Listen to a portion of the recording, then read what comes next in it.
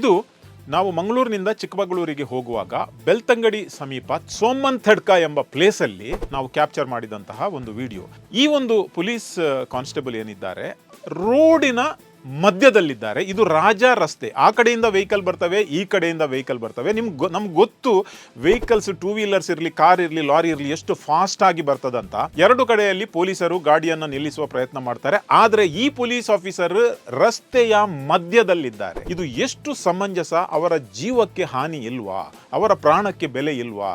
ಇದಕ್ಕೆ ಕಾರಣ ಯಾರು? ಅವರು ಸಾಹಸ ತೋರಿಸಲಿಕ್ಕೆ ಅವರಾಗಿಯೇ ರೋಡ್ನ ಮಧ್ಯದಲ್ಲಿ ನಿಲ್ತಾರಾ, ಅಥವಾ ಮಾರ್ಗದ ಸೈಡಲ್ಲಿ ನಿಂತು ಈ ಫೈನ್ ಹಾಕುವ ಮೆಷಿನ್ ಆಪರೇಟ್ ಮಾಡುವಂತಹ ಆಫೀಸರ್ ಇವರನ್ನು ಕಳಿಸ್ತಾರಾ, ಅಥವಾ ಅವರಿಗೆ ಮೇಲಿನ ಅಧಿಕಾರಿಗಳಿಂದ ಏನು ಪ್ರೆಷರ್ ಇದೆಯಾ, ಅಥವಾ ರಾಜ್ಯ ಸರ್ಕಾರದಿಂದ ಜಾಸ್ತಿ ಫೈನ್ ಕಲೆಕ್ಟ್ ಮಾಡಿ ನಮ್ಮ ಹತ್ರ ಹಣ ಇಲ್ಲ ಅಂತ ಏನಾದರೂ ಪ್ರೆಷರ್ ಇದೆಯಾ, ಏನಂತ ನಮಗೆ ಅರ್ಥ ಆಗುವುದಿಲ್ಲ. ಈ ವಿಡಿಯೋ ಮಾಡಿದ ಉದ್ದೇಶ ಅವರ ಕರ್ತವ್ಯವನ್ನು ಪ್ರಶ್ನಿಸುವುದಲ್ಲ, ಆದರೆ ಅವರು ರೋಡಿನ ಮಧ್ಯದಲ್ಲಿ ನಿಂತು ಈ ರೀತಿಯ ಸಾಹಸ ಮಾಡುವ ಅಗತ್ಯ ಇದೆಯಾ? ಲಾಸ್ಟ್ ಇಯರ್ ಕರ್ನಾಟಕದ ಪೊಲೀಸ್ ಚೀಫ್ ಒಂದು ಸರ್ಕ್ಯುಲರ್ ಕಳಿಸಿದ್ರು.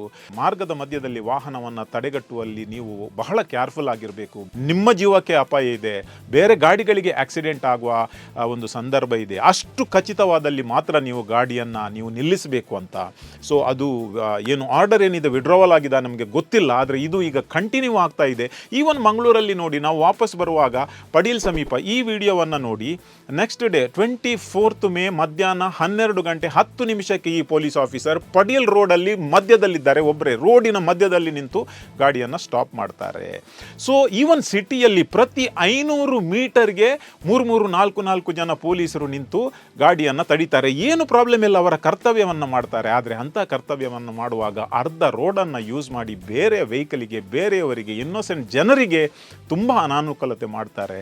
ಬಹುಶಃ ಇದನ್ನು ಮೇಲಧಿಕಾರಿಗಳು ಗಮನಿಸುವಂತಹ ಅವಶ್ಯಕತೆ ಇದೆ. ಈ ವಿಡಿಯೋ ಮಾಡುವ ಉದ್ದೇಶ ನಾನು ಮಂಗಳೂರಿನ ಪೊಲೀಸ್ ಕಮಿಷನರ್ ಇರಲಿ, ಅಥವಾ ದಕ್ಷಿಣ ಕನ್ನಡದ SP ಇರಲಿ, ಅಥವಾ ನಮ್ಮ ರಾಜ್ಯದ ಡಾಕ್ಟರ್ ಸಲೀಂ ಇರಲಿ, ಪೊಲೀಸ್ ಚೀಫ್ ಇರಲಿ, ಅವರ ಗಮನಕ್ಕೆ ತರುವಂಥ ಪ್ರಯತ್ನವನ್ನು ಮಾಡ್ತೇನೆ. ಉದ್ದೇಶ ಇಷ್ಟೇ, ಪೊಲೀಸರ ಪ್ರಾಣ ಬಹಳಷ್ಟು ಪ್ರಮುಖವಾದದ್ದು. ಅವರು ನಮಗೆ ರಕ್ಷಣೆ ಕೊಡುವವರು, ಅವರ ರಕ್ಷಣೆಯನ್ನು ಕೂಡ ಅವರ ಜೊತೆಯಲ್ಲಿ ನಮ್ಮ ಸರ್ಕಾರ ಮಾಡಬೇಕು ಎಂಬುದು ನನ್ನ ವಿನಂತಿ.